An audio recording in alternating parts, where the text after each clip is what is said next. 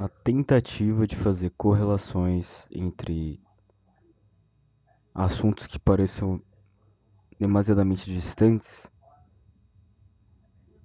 direcione-se assim então a análise para uma terceira coisa, quase que necessariamente.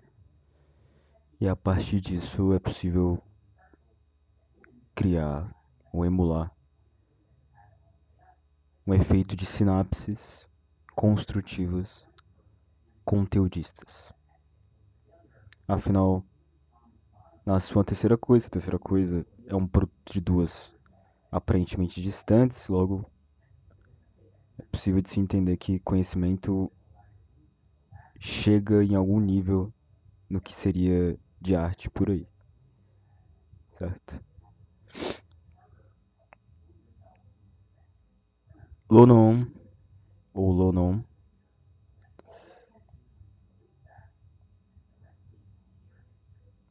num certo nicho, Lonon é responsável por um estilo, um certo tipo de cadência sonora que propõe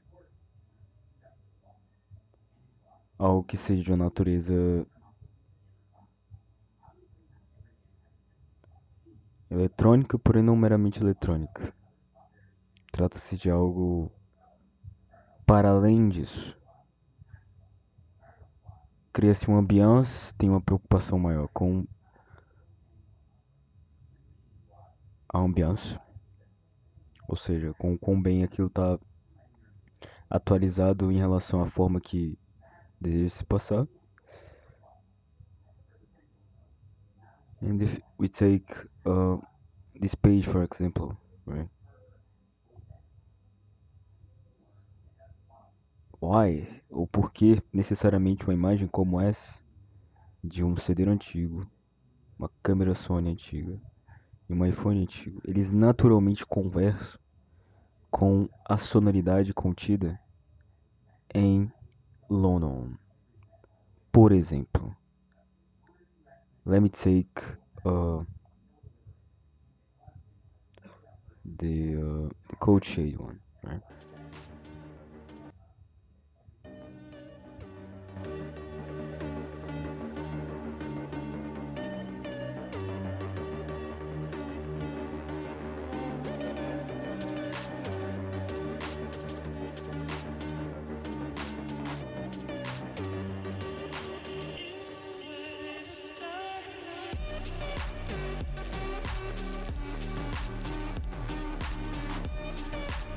Essa conversação da sonoridade com a disposição imagética que naturalmente faz a gente pensar que para surgir uma terceira coisa a partir disso é mais fácil, afinal isso daqui conversa imageticamente com isso daqui. Afinal, sonoramente falando, Cold Shades, Lloyd Lonon traz uma sonoridade, uma coloração até mesmo na sua disposição de banner que lembra ou emula um tempo que já não existe mais, de tecnologias que já não estão mais atreladas à funcionalidade, à necessidade.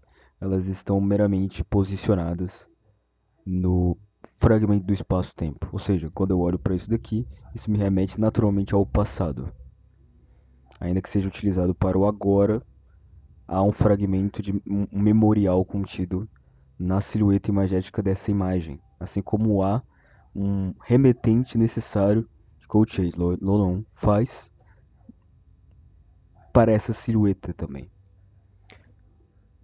Mas nesse caso, sonoramente falando, isso está emulando uma sensação de algo que por algum motivo se conecta com uma disposição imagética mais acinzentada.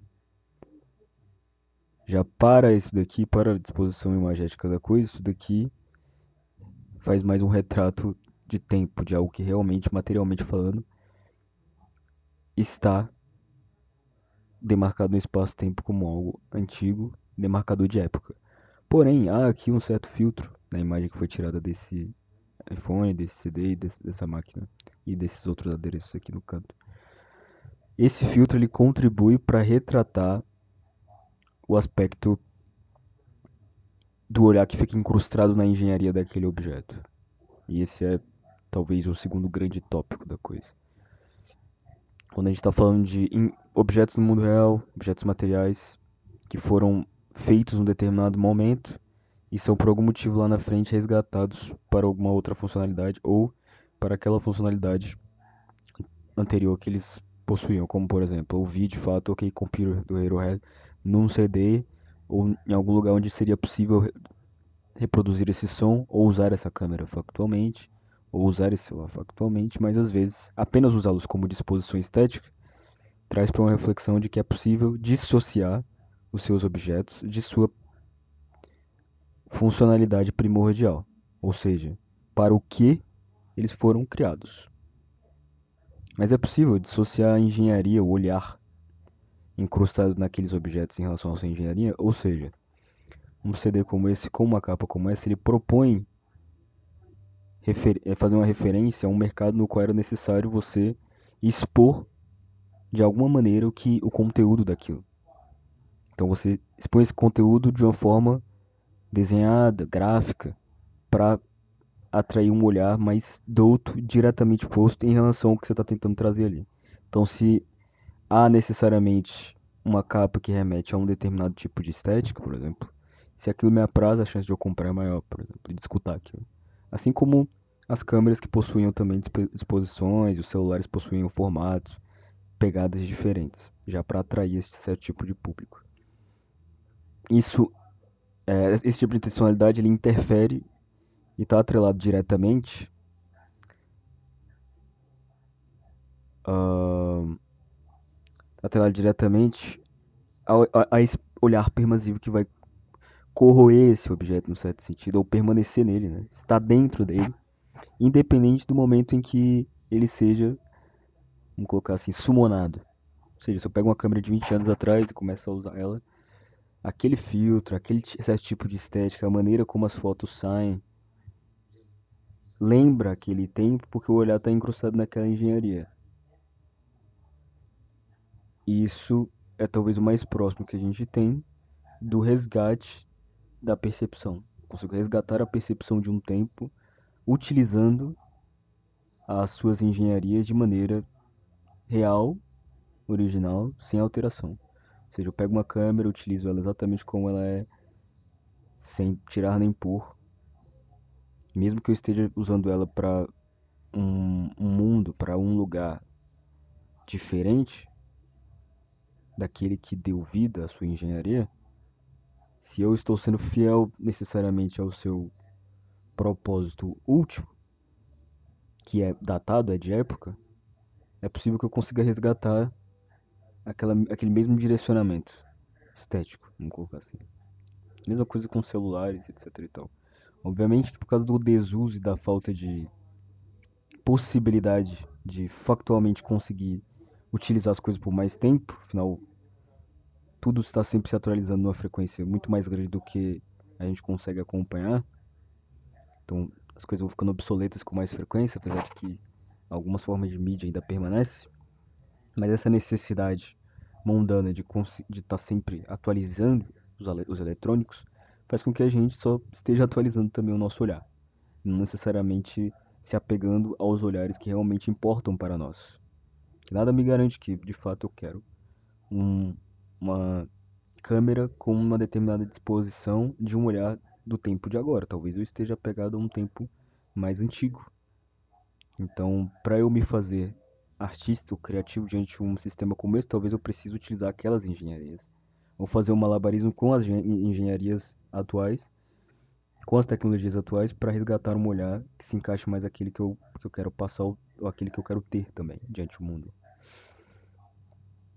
Isso é necessário de olhar seriamente, por quê? Porque se há de fato uma disposição aqui intencional que me agrada, isso daqui me agrada, e eu posso dizer que me agrada, sonoramente isso daqui me parece já estar tentando emular alguma sensação. Não necessariamente estando como um receptáculo, uma representação da engenharia de olhar de um tempo. E isso não é só pelo fato de que isso foi lançado há 9 meses atrás. É pelo fato de que essa sonoridade não leva para esse lado. E óbvio que sonoridade é uma interpretação que cabe a cada indivíduo de fazer. Eu escuto e eu interpreto. Natural que isso seja feito. Mas é por isso que pra mim algumas sonoridades elas vão se encaixar nesse resgate temporal e outras não. E uma que pra mim, desse artista, faz esse resgate natural,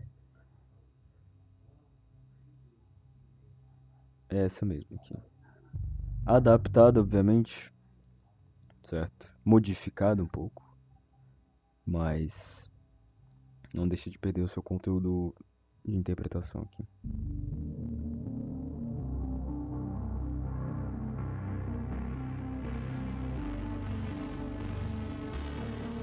É uma melodia grandiosa. Ela é levada naturalmente para fazer um preenchimento de dúvidas possíveis ao escutar para que elas sejam sanadas posteriormente. São sanadas agora.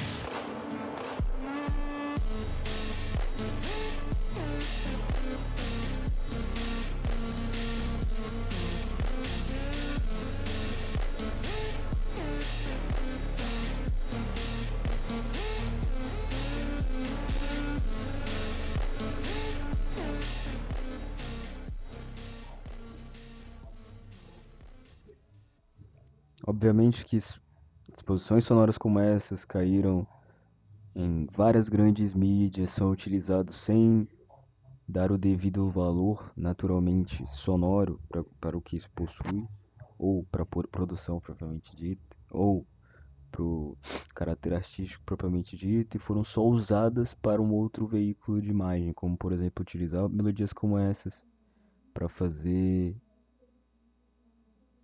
simplesmente representações de filmes, de edit, de alguma outra coisa do tipo. E isso obviamente fragmenta a intencionalidade contida nessas músicas na interpretação sonora possível, mas também revela que elas entraram na engenharia do tempo em algum grau. Então é impossível não entrar nessa engenharia temporal, do olhar do tempo em que você está inserido em. Porque ele diz isso que você está fazendo sonoramente se encaixa com aquilo. E isso que você está colocando imageticamente se encaixa com não sei o que. Se a gente fizer uma junção das duas coisas, é possível dar vida a uma terceira coisa. Certo? Mas, obviamente que isso é impossível de ser pegado por completo. Mas eu acredito que a noção conceitual disso que eu estou dizendo, da engenharia incrustada naquilo, ou a intencionalidade contida por trás em mim como ouvinte para com músicas assim, faz com que simplesmente ao doutrinar esse olhar, o terceiro, que é a junção de um primeiro e de um segundo possível, de terceiro, quatro, cinco possíveis, o terceiro dessas junções, dessas conversações, desses diálogos, ele seja pulsional de intencionalidade. De realmente, não, isto que eu escuto, ou isso que eu utilizo, ou isso que eu estou juntando para dar vida a uma terceira coisa, é factualmente algo que está atrelado intrinsecamente a mim.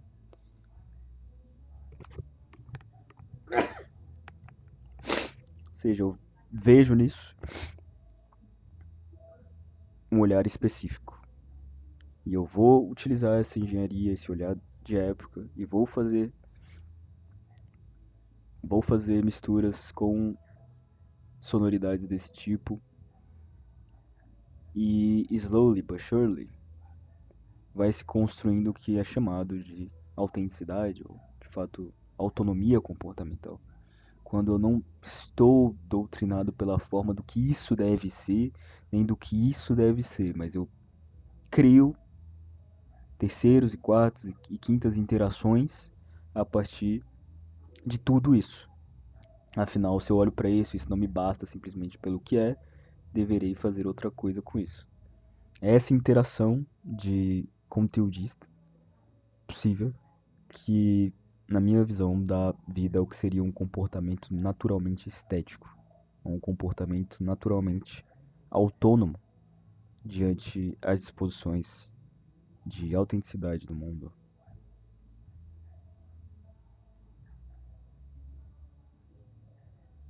E o porquê que isso importa? Importa porque isso é tudo que nós temos no sentido de uma expressividade real, realista. É ter a noção de que de fato estou agindo assim porque estou perto, necessariamente já pegando a essência, mas perto do que realmente eu estou intuindo a partir de todas essas coisas. E a honestidade de entender que às vezes eu estou intuindo somente o que isto é mesmo, mas em muitos casos, no indivíduo curioso e múltiplo, arborizado, geralmente ele vai intuir mais do que isso, para além da forma, para além do conteúdo, para além do olhar incrustado da engenharia, do olhar daquela tecnologia ou daquela sonoridade específica ou datada temporalmente. Um indivíduo assim, arborizado, naturalmente vai olhar dessa forma.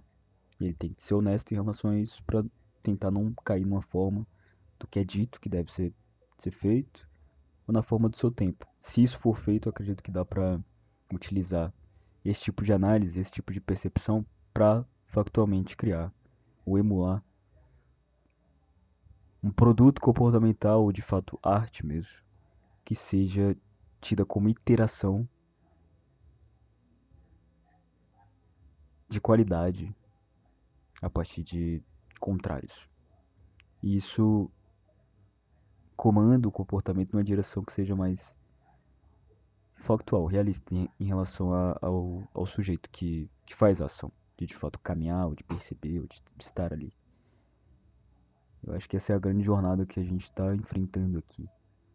Tentar entender, de fato, o quão bem eu estou expressando o que interiormente eu sou. Não é fácil chegar nessa resposta, mas eu acredito que começa, pelo menos para indivíduos criativos e que consomem arte, começa por exercícios assim, de correlação e de iteração.